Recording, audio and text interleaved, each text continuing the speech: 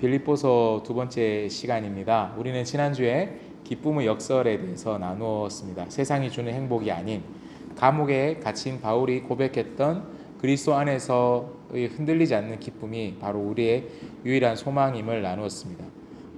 그 기쁨의 시작은 내 삶의 주인을 내가 아닌 예수님으로 모실 때 시작되는 것이었습니다.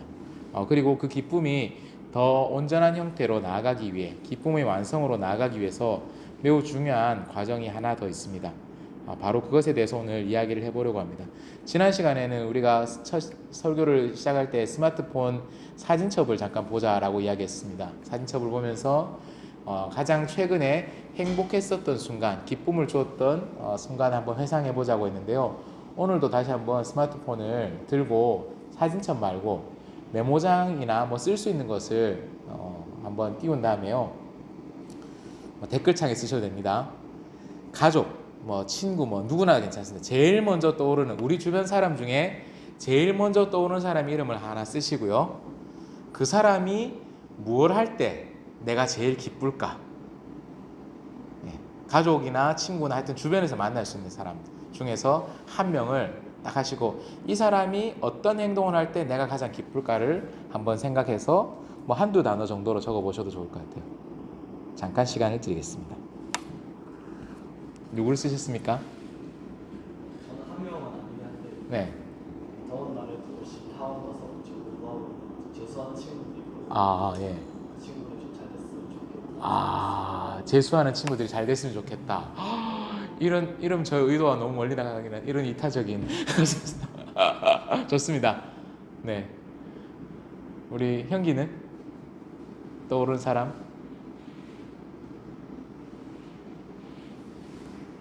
넘어가겠습니다. 윤아, 누구 썼어? 못 적었어? 너무 어려운 과제물이니까 자 그럼 보여드릴게요. 자, 윤아 아빠가 아버님이. 저요? 네네네. 허경은요. 네네. 뭘 쓰셨습니까? 대구 갔을 때 제일 좋았습니다. 좀 떠나 계시길. 예. 각자의 시간을 보장해달라. 경은자매님께는 제가 무서워서 안 여쭤보겠습니다. 더 센 걸 쓰셨을까봐. 그래요? 아예 가까운 사람으로 취급을 안 하시는. 죄송합니다. 네. 꽤 이런 거 해보면 꽤 많은 사람들이 쓰는 게 이런 거예요. 그 사람이 나를 위해서 무엇을 해주면 좋겠다라는 게 먼저 떠오르죠. 그러니까 누군가가 어떤 행동을 했을 때 기쁘다라고 하면 그 사람이 나에게 도움이 되는 행동을 했을 때 기쁘다라고 많이 합니다. 제가 아까 곁에 있는 사람, 가까운 사람이라고 단서를 달아서 아마 우리 경애는 쓰기 힘들었을 것 같아요. 제가 아무나 제일 먼저 떠오르는 사람을 쓰라고 하면 제 생각에는 맞을지 모르겠는데 우리 경애가 좋아하는 아이돌 그룹의 특정 멤버를 썼을 것 같아요. 그리고 무엇을 했을 때 가장 기쁜가? 그 그룹의 멤버가 혹은 그 그룹이 지상파 가요 프로그램에 1위를 한다든지 이런 걸 할 때 매우 기쁠 거라고 할 것 같아요. 그럼 기쁘겠지 경애야. 표정 보면 맞죠? 이러니까 제가 그래서 가까운 사람을 특정 지은 거죠. 가장 가까운 사람들이 그 사람이 잘 되는 것으로 기뻐하는 일보다는 우리는 대체로 그 사람이 나를 위해서 무엇을 해줄 것인가로 기쁨을 많이 찾곤 합니다. 친구가 나를 칭찬해 줄 때, 아니면 가족들이 나에게 좋은 선물을 줄 때, 배우자가 나의 원하는 대로 잠깐 집을 비워줄 죄송합니다. 이 모든 기쁨의 중심에 누가 있습니까? 내가 있는 거죠. 우리 안에 깊이 뿌리 박혀 있는 자기중심적인 기쁨이 사실 우리를 지배하고 있는 것을 부인하기 힘들 것입니다. 그런데 이런 종류의 기쁨이 완전 거짓된 것도 아니고 우리가 이런 기쁨 추구하지 않고 살 수는 없어요. 그런데 이것만을 추구할 때 어떤 일이 벌어집니까? 나를 알아주지 않을 때, 내 뜻대로 해주지 않는 사람들과 관계가 멀어지게 되는 것이죠. 그러면서 사람들에게 나를 중심으로 무엇을 해달라라는 요구를 점점 더 얘기하면서 내 주장을 내세우고 서로를 이해하지 못해서, 왜냐하면 그 사람도 나 중심으로 해달라는 바람이 있기 때문에 서로를 이해하지 못해 생기는 깊은 갈등을 겪습니다. 어쩌면 우리가 겪는 인간관계의 갈등의 대부분은 나만 남아있기 때문에 너는 사라지고 나만 남아있기 때문에 오는 비극이 대부분이라고 할 수 있을 것입니다. 진정한 관계의 기쁨은 나와 너가 조화를 이룰 때 찾아오는 것인데, 너는 사라지고 나만 있을 때 관계의 기쁨이 사라지고 나 중심의 이기심이 낳는 비극을 겪게 되죠. 왜 우리는 이렇게 서로를 사랑하고 서로의 존재로 인해서 기뻐하는데 어려움을 겪게 되었을까요? 또 왜 우리는 다른 사람과의 관계 속에서 진정한 기쁨을 완성하지 못할까요?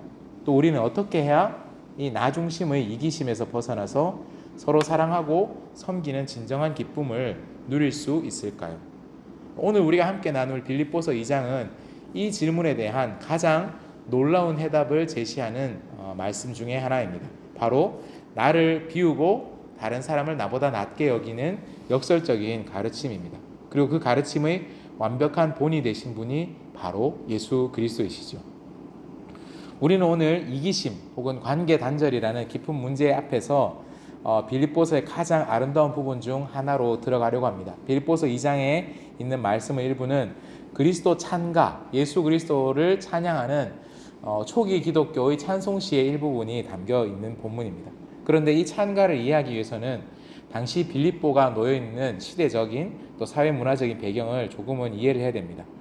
빌립보를 비롯한 당시의 로마 사회를 지배하는 문화가 있었습니다. 바로 명예수치 문화입니다. 명예 줄치고 수치, 명예수치 문화가 지배적이었어. 이게 뭐냐? 아주 간단하게 말하자면 개인의 가치는 어디에서 입증되느냐?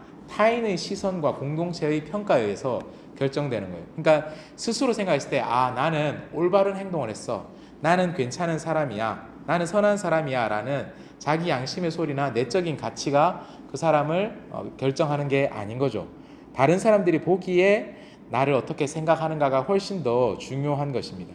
그래서 이 문화 속에서는 명예를 얻는 것이 삶의 가장 중요한 목적이 됩니다. 그리고 수치를 당하는 것이 삶의 가장 큰 불명예였습니다. 우리 시대도 마찬가지지만 이때는 이런 것이 훨씬 더 노골적으로 강조되던 시대였습니다. 지난 시간에 잠깐 이야기했습니다. 빌립보는 로마의 퇴역 군인들에 의해서 개척된 도시다라고 이야기를 했습니다. 로마의 군인 식민지였죠. 그래서 이곳에 정착한 1세대 정착민들, 로마 군인 출신, 베테랑이라고 하죠. 퇴역 군인들. 이곳에 정착한 로마 퇴역 군인들과 그들의 가족들은 자부심이 굉장히 강했던 거예요. 전투에서 승리했던 사람들이죠. 그들의 자부심이 뭡니까? 전투에서의 승리, 또 제국에 대한 충성, 또 그 대가로 얻게 된 시민권, 이런 것들이 그들의 명예, 가치 그 자체였습니다. 평생을 걸쳐서 그야말로 목숨을 걸고 분투한 끝에 얻어낸 명예이기 때문에 이 명예가 정말로 자신들의 존재를 드높이는, 자신의 삶을 지탱하는 가치였던 것이죠. 이들은 이런 명예를 통해서 자신의 지위를 공고히 하고 자부심을 높였어요. 그런데 바울이 빌립보서를 시작할 때 그러한 자부심에 넘치는 지역에 살고 있는 사람들에게 자기를 이렇게 소개합니다. 그리스도의 예수의 종 바울. 바울을 뭐라고 소개하냐면 종이다. 그리스어로는 둘로스. 나는 종이다 라고 이야기를 합니다. 이 명예를 중요하게 생각하는 문화의 정반대 성명을 발표한 것이나 다름없었죠. 나는 가장 낮은 사람, 낮은 자리에 서겠다라는 의지의 표현이었습니다. 이런 사회적 배경 속에서 오늘 말씀을 보면, 오늘 본문인 빌립보서 2장 3절 말씀이 당시 빌립보 교회 사람들에게 사뭇 색다르게 다가옵니다. 무슨 일을 하든지 경쟁심이나 허영으로 하지 말고 겸손한 마음으로 하고 자기보다 서로 남을 낮게 여기십시오 라고 바울이 권면하죠. 경쟁심이나 허영이 명예와 지위를 쫓는 과정에서 자연스럽게 생기는 동력이 되기도 합니다. 경쟁심, 허영심 이렇게 얘기하면 우리가 되게 부정적인 감정처럼 느낄 수 있지만 그리고 이것이 부정적인 면이 없는 것은 아니지만 이러한 마음은 때때로 우리에게 끊임없는 향상심의 원동력이 되기도 합니다. 더 나은 존재가 되기를 원하는 마음, 더 뛰어난, 더 우수한 존재가 되기를 원하는, 그리고 내 사명을 더 탁월하게 잘 감당하기를 원하게 하는 동력이 되곤 하기도 하죠. 그런데 이러한 마음에서 명예를 추구할 때, 지위를 추구할 때 생기는 부작용이 무엇입니까? 갈등이 생기는 거죠. 내가 남들보다 더 뛰어난 존재가 되어야 돼. 저 사람을 내가 젖혀야 돼 라는 그런 생각들을 하다 보면 갈등이 생기게 되죠. 바울은 이러한 자기중심적인 마음을 버리고 겸손한 마음으로 자기보다 남을 낮게 여기라 라고 이야기합니다. 이것은 당시 사회의 명예수치 체계를 근본적으로 전복시키라는 충격적인 가르침이기도 했습니다. 그리고 이러한 겸손의 마음이 무엇인지 그 완벽한 본을 보여주기 위해서 바울은 그리스도 찬가를 들려줍니다. 찬송시를 들려주는 것이죠. 우리 빌립보서 2장 5절에서 8절 말씀을 같이 한번 읽어보도록 하겠습니다. 2장 5절에서 8절 말씀입니다. 함께 읽겠습니다. 시작. 여러분 안에 이 마음을 품으십시오. 그것은 곧 그리스도 예수의 마음이기도 합니다. 그는 하나님의 모습을 지니셨으나 하나님과 동등됨을 당연하게 생각하지 않으시고 오히려 자기를 비워서 종의 모습을 취하시고 사람과 같이 되셨습니다. 그는 사람의 모양으로 나타나셔서 자기를 낮추시고 죽기까지 순종하셨으니 곧 십자가에 죽기까지 하셨습니다. 아멘. 바울은 우리에게 그리스도 예수의 마음을 품으라라고 권합니다. 근데 그 마음이 무엇이냐? 자기를 비우는 마음이 그리스도 예수의 마음이다라고 이야기하고 있어요. 예수님은 하나님과 근본을 공유하는 하나님의 본체와 같은 존재였는데 그 신적인 지위를, 그 신적 존재와 지위를 고집하지 않으시고 자기를 비워서 가장 낮고 천한 존재인 종의 형체를 가지셨다라고 바울은 선언하고 있습니다. 앞서 말씀드렸듯이 당시 빌립보 사회에서 노예는 가장 수치스럽고 낮은 신분이었어요. 노예에게는 어떠한 사회적인 명예도 주어지지 않았습니다. 노예는 인간이 아니라 재산으로 취급되었습니다. 명예를 추구하는 사회에서 절대 명예를 추구할 수 없을 뿐만 아니라 노예로 살다가 해방된 사람에게도 노예 출신은 당시 사람들 말로는 노예의 오점이라는 것이 남아있기 때문에 노예 출신, 어디 출신 이 뚜렷하게 남아서 다른 사람들이 추구하는 명예를 추구할 수 있는 상황이 아니었던 것이죠. 그런데 하나님이신 예수님이 이처럼 가장 수치스러운 종의 형체를 취하셨다라고 바울은 선언하고 있습니다. 빌립보에 사는 주류 시민들, 로마의 퇴역 군인들이 중심을 이룬 빌립보 시민들의 자부심으로는 도저히 이해할 수 없는 선택입니다. 예수님은 세상의 모든 명예를 내려놓으신 자기 비움의 극치를 보여주신 것입니다. 그리고 예수님은 거기서 멈추지 않으시고 죽기까지 복종하셨으니 곧 십자가에서 죽으셨다라고 바울이 말합니다. 십자가형은 매우 고통스러운 형벌입니다. 십자가형은 얼마나 고통스러우냐면 보통 우리는 예수님이 십자가에 못 박히셨다라는 것만 생각을 하죠. 그래서 뼈와 살을 두터운 강철 못이 뚫고 지나가는 그때의 고통만을 생각을 합니다. 그런데 직접적인 십자가형을 당했던 사람들의 대부분의 직접적인 사인은 그런 고통 혹은 출혈로 인한 쇼크사 이런 것이 아니었다고 합니다. 질식사였다고 해요. 이렇게 십자가에 매달리면요, 점점 이 체중 때문에 이렇게 몸이 내려오게 되는 거죠. 그러면 이 뼈가 이 목 전체를 압박을 하고 그러면서 숨을 쉴 수가 없게 된다고요. 우리 숨을 참으면 어때요? 1분만 참아도 너무너무 고통스럽지 않습니까? 잠시 호흡을 참는 것이 얼마나 힘들고 또 숨을 쉴 수 없다는 것이 얼마나 두렵습니까? 그 두려움이 계속되는 것, 거기서 사람이 패닉에 빠지고 그러면서 발버둥 치면서 고통스럽게 죽어가죠. 근데 이 십자가형이 고통으로는 이루 말할 수 없는 큰 고통을 주는 형벌인 동시에 이것이 당시에 공개적으로 사람들에게 극도의 수치를 주는 형벌로 작용했다라고 합니다. 그러니까 이 십자가형은 아무에게나 주어지는 그런 형벌이 아니었던 거예요. 제일 심한 수치를 주어야 될 존재에게 주어지는 그런 형벌이었고, 로마의 시민들은 아무리 큰 죄를 지어도 십자가형만은 처하지 않는 것이 시민에 대한 최소한의 예우였다라고 합니다. 그러니까 로마 시민에게는 행해지지 않는 형벌, 노예들 혹은 반역자들에게만 적용되는 그런 형벌이 바로 십자가의 수치였던 것입니다. 바울은 세상에서 가장 명예로운 그 세상의 명예 그 이상을 가지고 있는 신적 존재이신 예수님이 가장 수치스러운 방법으로 처형당했다라는 로마 시민들과 빌립보 사람들은 이해할 수 없는 선언을 하고 있는 것입니다. 당시 사람들의 세계관을 완전히 뒤흔드는 선언을 하고 있는 것입니다. 바로 여기에서 나 중심의 이기심과 그리스도의 마음이 얼마나 근본적으로 다른지를 우리는 볼 수 있게 됩니다. 예수 그리스도의 마음을 우리는 이 자신의 명예를 추구하지 아니하고 완전한 수치를 감수하는 것으로 낮아지는 자기 비움이라는 것이 그냥 손해 좀 당하는 정도가 아니다라는 것을 알 수 있는 것이죠. 제가 지난주에 우리 교회 학생들과 함께 수련회를 다녀오는 기간에 부산에서도 성경 캠프 같은 것이 있었습니다. 부산에 큰 교회가 있습니다. 뉴스에 많이 나오는 그 세계 교회가 있습니다. 그 교회에서 어린이 청소년들을 불러놓고 성경 캠프를 하면서 이재명이 얼마나 나쁜 사람인지를 이제 어린이들에게 막 가르치는 성경 캠프라는데, 그래서 이제 질의응답 시간이 있었던 거예요. 근데 그걸 누가 찍어 와서 뉴스 기사가 됐습니다. 한 초등학생, 여학생이 다행히 그 어린이는 얼굴이 모자이크가 됐는데요. 초등학생, 여학생이 이렇게 얘기합니다. 하나님은 원수를 사랑하라고 하셨는데 그러면 이재명도 사랑해야 되나요? 막 사람들이 웃고, 그러니까 답변하는 그 목사가 이렇게 얘기했대요. 성경에 보면 마귀에게는 대적하라고 돼 있다. 이재명은 마귀에게 조종당하고 있기 때문에 그런 사람을 사랑하는 방법은 마귀를 퇴치하는 것이다 라고 나름 자기는 센스 있는 답변이라고 생각했던 것 같습니다. 여러분은 이 답변을 듣고 어떤 생각이 드십니까? 이 답변 속에 담긴 가치가 정말로 빌립보서가 말하는 예수 그리스도의 마음과 맞닿아 있다는 생각이 드시나요?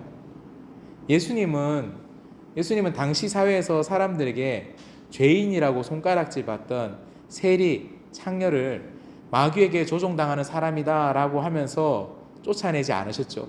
곁에서 물리치지 않으셨죠. 우리가 지지난달에 보았던 미라클 메이커라는 애니메이션에 보면 그야말로 귀신 들린 마귀에게 사로잡힌 한 여성이 나오고 사람들은 그녀를 막 배척하려고 하는데 예수님은 귀신을 그녀에게서 쫓아내시며 그녀를 용납하시고 사람들이 수용하지 않고 포용하지 않던 사람들을 곁에 두시는 장면을 성경에 기초해서 그 작품에서 시각적으로 재현했던 것을 보았습니다. 마귀를 내쫓는다는 명분으로 그들을 정죄하고 대적하신 것이 아니라 그들을 사랑하고 품어주시고 적극적으로 그들을 찾아가서 친구가 되어주시는 분이 바로 예수님이셨죠. 그리고 자신을 십자가에 못 박는 일종의 원수들을 향해서는 그들을 위해서 기도하셨죠. 하나님 아버지, 저들의 죄를 용서해 주십시오.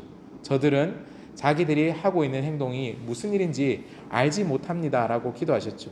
바로 이것이 자기를 비우고 원수까지 사랑하신 예수 그리스도의 마음이지요.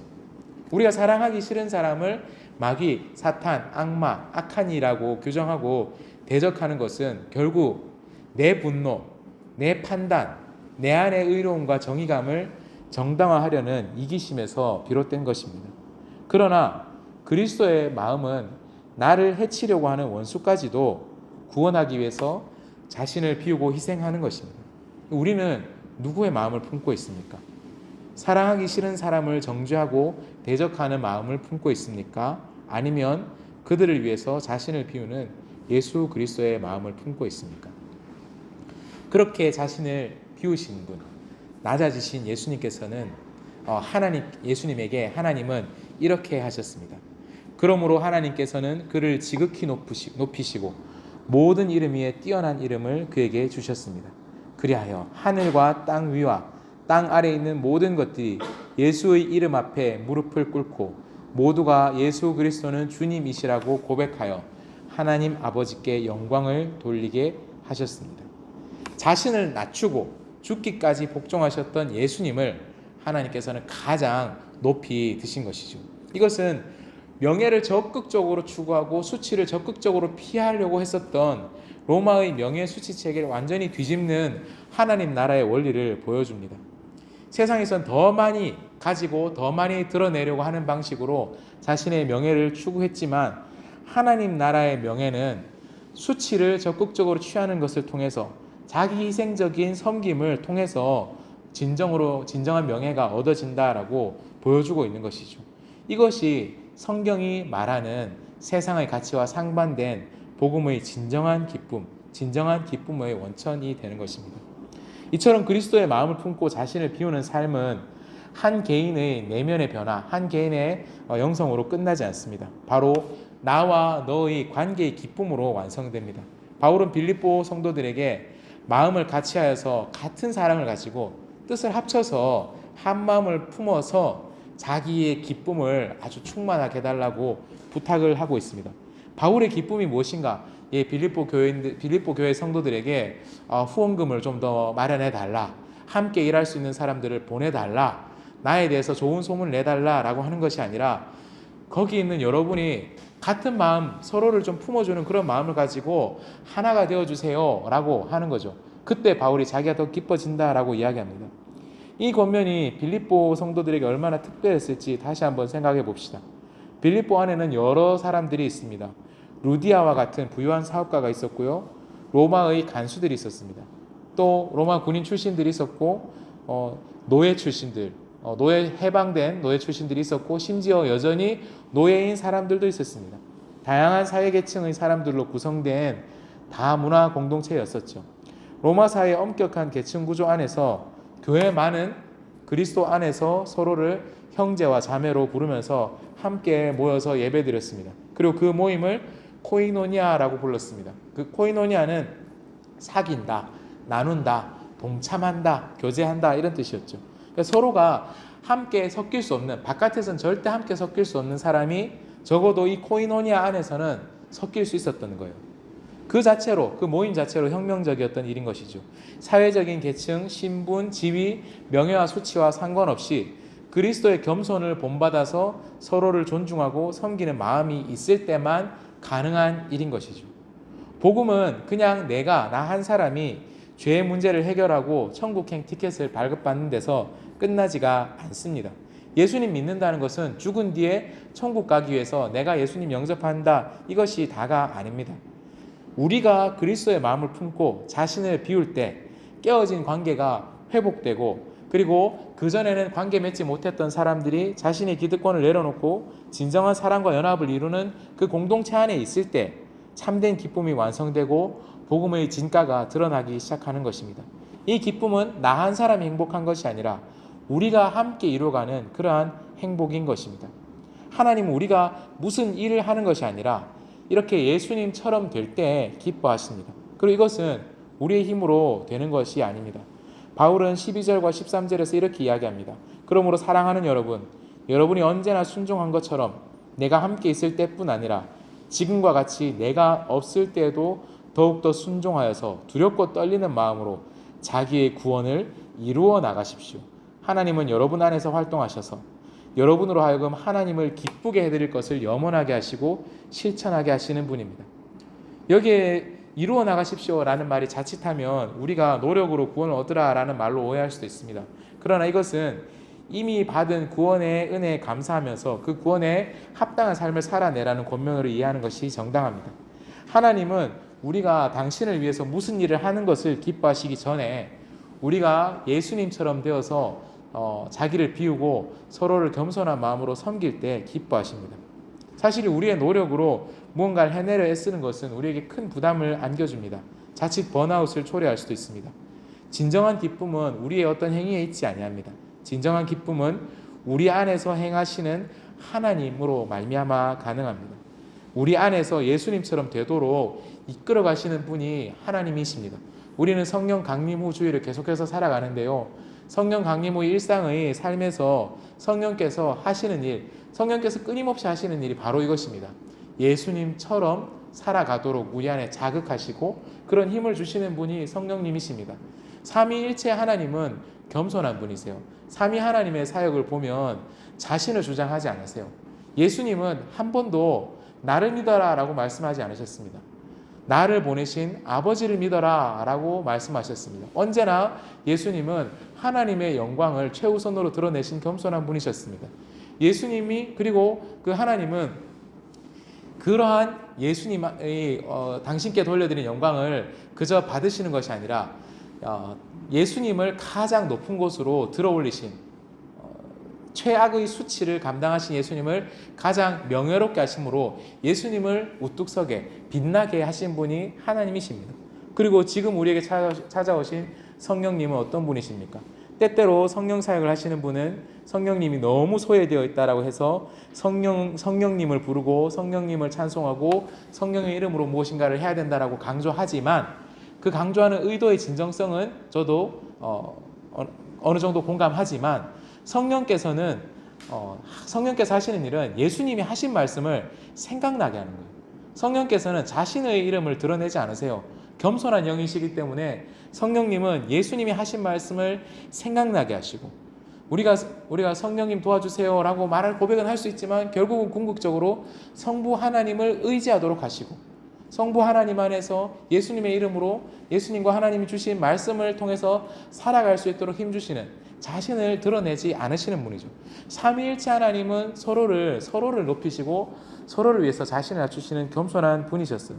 하나님이 성령 강림 이후를 살아가는 우리에게 주시는 예수 그리스도의 마음도 그런 것입니다. 삼위일체 하나님이 서로를 높이시고 겸손하셨던 것처럼 우리도 자기를 비우고 서로를 드러내는 삶을 살아가라고 우리에게 힘 주시고 용기 주시고 때로는 부담도 주시는 것이죠. 거기서 바로 진정한 하나님의 기쁨이 완성되고 우리도 그것을 통해서 깨어짐 없는 진짜 관계의 기쁨을 맛볼 수 있게 되는 것이죠. 사랑하는 여러분, 진정한 기쁨은 더 많이 가지는 것이나 더 높아지는 것이 아닌 자신을 비우고 낮아지는 것에서 얻어집니다. 예수 그리스도의 겸손과 사랑으로 자신을 비울 때 하나님과의 관계가 회복되고 곁에 있는 사람과의 관계가 사랑으로 채워지고 공동체의 진정한 기쁨이 완성됩니다. 이것이 바로 그리스도 안에서 그 전에 우리가 잃어버렸던 자아를 찾아 회복되는 진정한 행복입니다. 우리는 무엇을 선택해야 할까요? 나의 기쁨만을 추구하다가 결국 외로움 속에 갇히는 삶을 추구해야 할까요? 아니면 나를 비우고 예수 그리스도의 사랑으로 채워지는 삶을 통해서 진정한 기쁨을 완성해가는 삶을 선택하고 추구해야 할까요? 자신을 비우고 그리스도의 사랑으로 채워지는 삶을 살기 원하십니까? 그렇다면 이기심과 자기 주장을 내려놓고 예수 그리스도의 마음을 품음으로써 진정한 기쁨을 경험하는 삶으로 여러분을 초대합니다. 우리와 함께 하시는 성령님께서 그 일의 가장 든든한 후원자가 되시고 조력자가 되실 것이라고 저는 믿습니다. 우리 함께 기도드리겠습니다. 예수님, 저는 이기심과 교만으로 가득한 죄인입니다. 저를 위해 자신을 비우고 십자가에 죽으신 예수님의 사랑을 믿습니다. 저의 죄를 회개하고 예수님을 저의 구주와 주님으로 모십니다. 제 속에 들어오셔서 저의 이기심을 깨뜨려 주시고 예수님의 겸손과 사랑으로 우리를 채워주십시오. 예수님의 이름으로 기도드립니다. 아멘. 함께 찬송하겠습니다.